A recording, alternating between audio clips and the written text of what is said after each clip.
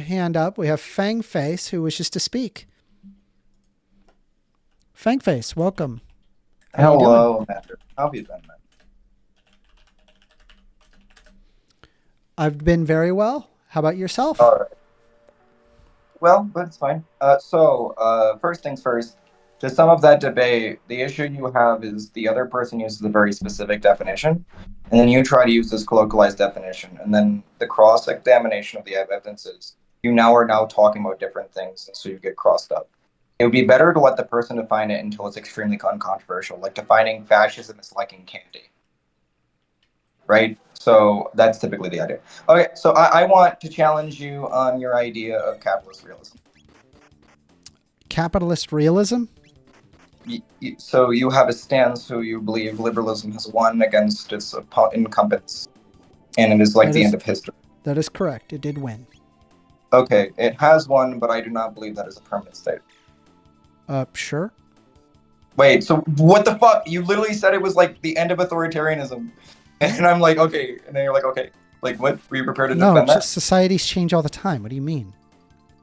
Wait, but then what? Like, the way you say that question is nowhere near. Yeah, so like when I'm referring to like society, that capitalism beat authoritarianism or liberalism beat authoritarianism, I'm referring to the 20th century. Wait, so you're not like talking about the modern day? Like, who fucking doubts that like capitalism won over these other things unless you're fucking space Apache? Dude? Well, I mean, there's just people that want to see these things come back, and the reality is that they lose when it comes down to the nitty gritty. Wait, they lost. Wait, so let me get you the hot take list since you're not prepared to defend Fukuyama's beliefs, and that's what I wanted to dunk on you on because that's like really offensive to me. Liberalist realism is a special form of cancer in my heart.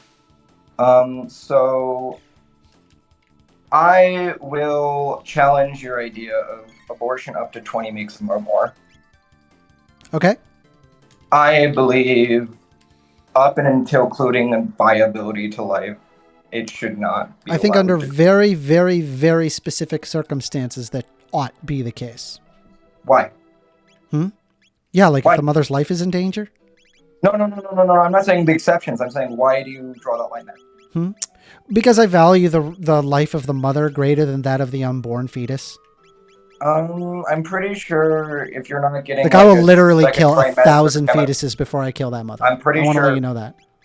So like imagine if you had like a chemical abortion that failed, would you be in favor of like the third trimester abortions? Wait, hold on. You're saying a chemical abortion that failed? Yeah, so the second trimester, as I understand, so in the first one... I'm not super familiar with the process of a chemical abortion. The second one, as I understand it, so the second trimester, as I understand it, you tend to use a chemical abortion, and that can fail, which will produce in like a baby that's going to suffer like one of the most horrific deaths ever. Yeah, just eat it. Yeah, you eat that into...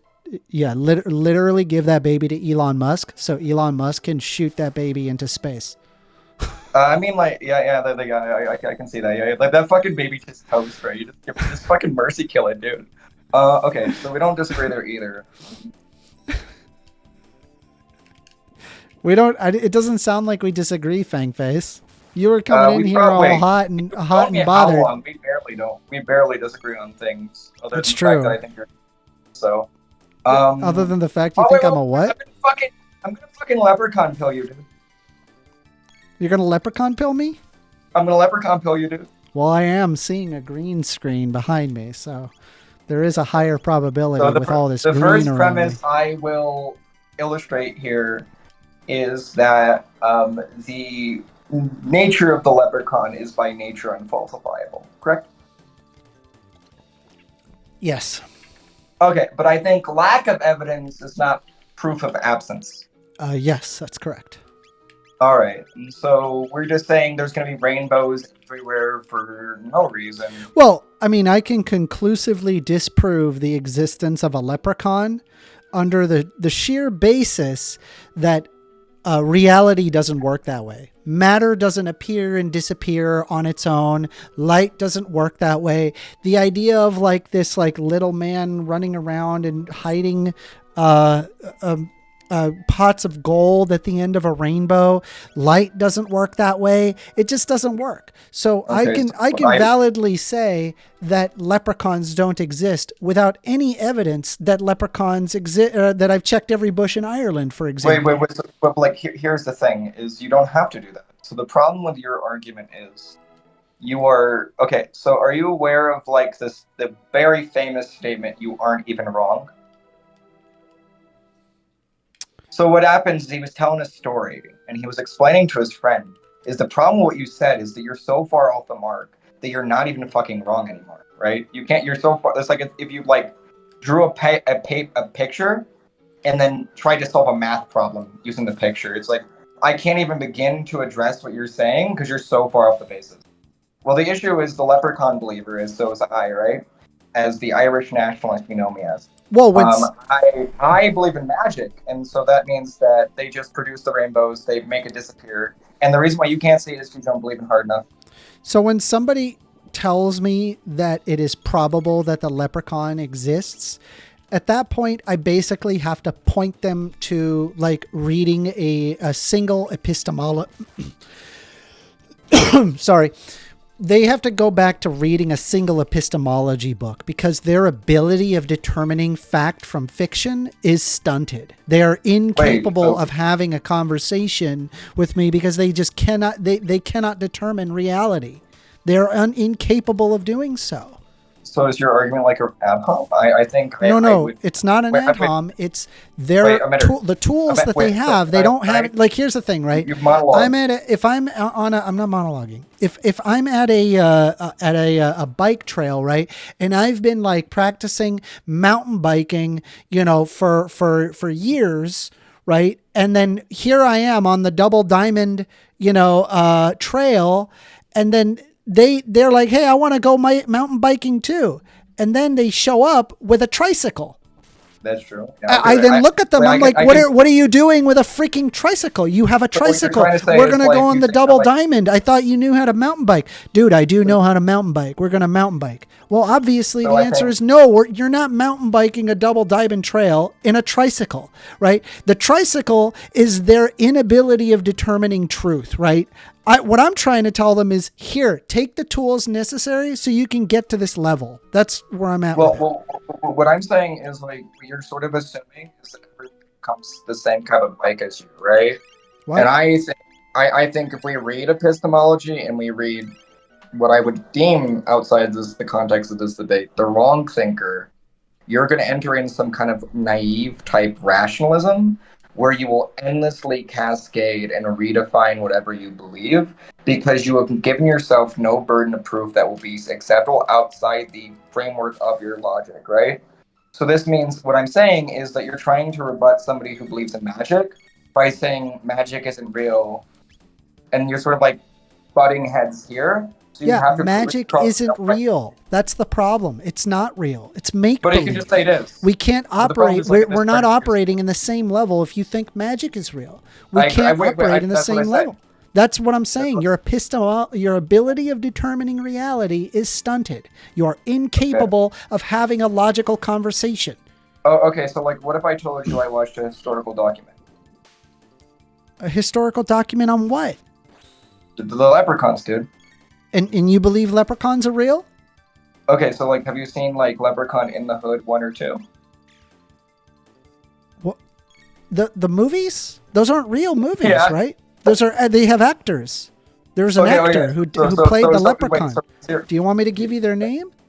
Give me the guy that's faking not being leprechaun. No, I'm going to the bit. The point I'm doing is show you is that your approach to dealing with people who have unfalsified premises is a bit too heavy-handed, and you're going to have to engage in some kind of more even-keeled or some kind of like meta-ethical dialogue. Because I'm trying to show you that someone who believes in fucking leprechauns literally operates on a completely different plane of reality. You can't just tell them, get on my level, without sort of showing them the frameworks and the infrastructures to get there.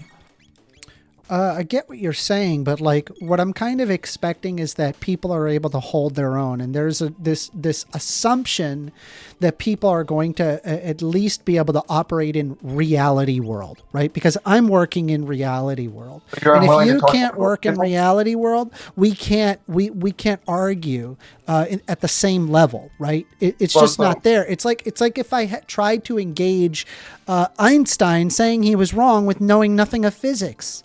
You don't have the tools necessary to engage in an actual discussion on the topic. So like I don't think in like the streets or like in any kind of debate you could like count on this level of gatekeeping, and I don't think we can draw those proper lines. Right? Oh no, I'll gatekeep this one.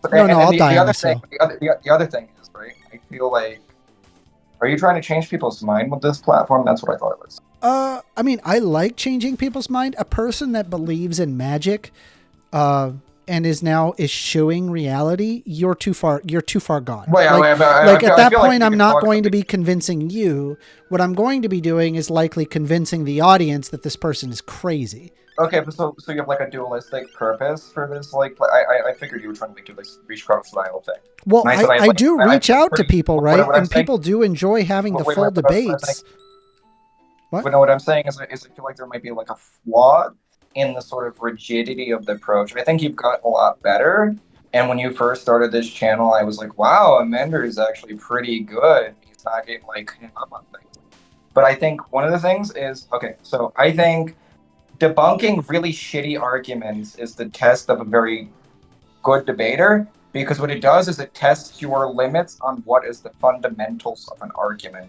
Because to debunk somebody that believes in fucking leprechauns, you have to basically question core assumptions about reality and then show them. Well, I have to ask them a simple question. What is a leprechaun? You know, and it's like if we end up discussing their powers, right, that they can hide a pot of gold at the end of the rainbow, I can ask them very simply, does light work that way?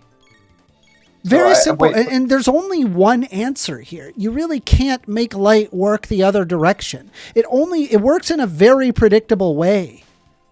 Well, yeah, but the thing, I think that what I would show them is that we don't have an accurate and consistent idea of what a leprechaun is until a popular work of fiction. No, I would ask them what they think the leprechaun is. Wait, so what I'm saying is, Amender, is the way you debunk a cryptid is you show, we don't have consistent accounts of Bigfoot before the most popular Bigfoot sighting.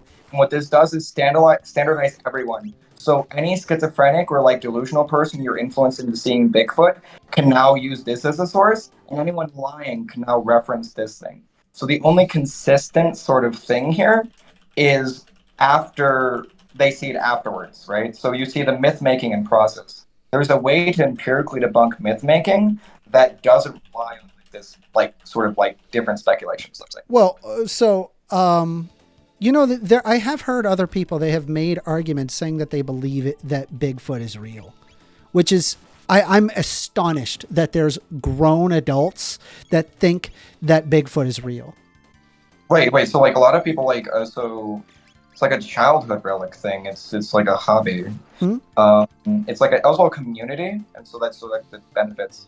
But I'm saying if this person was being good faith, let's assume that, right? If I showed him that we don't have a unified account of Bigfoot before this other thing, that is evidence that everyone is either being influenced and lying, or has had like some kind of psychotic illness influenced by the media they've consumed. So let me ask you this, right? Do you think it's probable that Bigfoot is real? Probable? Fuck, that's yeah. Probabilistically, there's like the idea of like a great American ape is probably like not the most unrealistic thing in the world. Oh, really? Because I'm at 0. Okay, so what do you think? 0.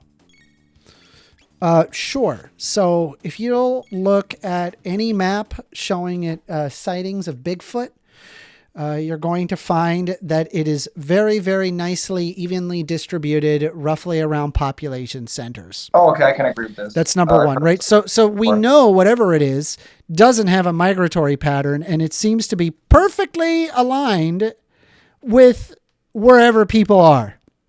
The next problem that you have is you're talking about a giant ape creature, right? A great ape, if you will. Yes. Show me hair. Show me dung. If Well, there you is have to- hair or dung so or a body, anything, show me actually, anything, any biological evidence of this thing. And we're even knowing what we're looking for too. We would look for something that is anywhere between a chimpanzee and a human. That's what we're Okay, looking so have for. you ever seen, Bipedal. So we would be Yep. able to analyze its DNA coming from dung, coming from hair, unless, of course, maybe, just maybe, there could be a hair collecting leprechaun that is Yeah. making sure that forest remains pristine. Well, yeah. So I think of like a pretty firm rebuttal is sort of what you did before that, is when you showed that the Bigfoot hypothesis has no counter explanation for things that are not immediately accounted for within the theory. Like, if it's an ape, it probably moves around to hunt or whatever, right? So why the fuck does he have the most random migration pattern in the fucking world, right? Is the first one. And two, if it's a species, why is there not big feet and it's Bigfoot, right? And so you'll find is that there'll be holes in the argument as you get further and further away from the initial claim, right? So what you do is you sort of show them that their framework and perspective and scope on the conversation is just inadequate. It's like you can't even answer basic questions. If this was real, we'd know for sure, right? So I'm still, yeah. So I'm that, still, that's sorry, go ahead. and yeah. So I think being looking for even killed. I think you've done better in the commie debates. There was some like cringe like things I brought up. I see. One of the things you didn't challenge him on, like the idea that communism was done too slow. Literally, Lenin does NEP, Stalin engages in some kind of like limited form of state capitalism, and then he doesn't change anything and declares communism as the MLs are literally a transitionary state, which says they were going to use the state to get rid of the state and eventually come to communism. The idea Okay. that they work too slow is not a firm criticism. They work too fast is a firm criticism. The problem is enfranchising the state, right? And I think you could have hammered on that because what communism inevitably becomes when applied to statecraft is just a religion. You and I are different people. We will come up with different arguments. Okay, I was just saying you could have challenged him, and like it's pretty crippling. When 'cause another thing is you seen like the Apache thing, where he's like redefining socialism in such a way that like would make it completely compatible with capitalism all along. Yeah, I don't know. I'm not gonna. I don't want to really talk about people that are not on the stream. But yeah. Yeah. So that is an argument I see like floating all around. And the reason why I brought him up is because I knew you were in conversation. Yeah, that's the conversation. So after Popper, Marxism has been rebutted, and ever since communism has sort of been really unfalsifiable, very unepidemic, and very bunk. But I feel like I don't think we have very much more to discuss than sort of like small critiques on how you engage in conversation. Okay. Sure. As always, yeah. I mean, I tend to come off a little brash, so there's that. Okay. Whether that's a good thing or a bad thing, I suppose that's up for someone's perspective. It was good talking to you. Yep. All right. Let me go ahead and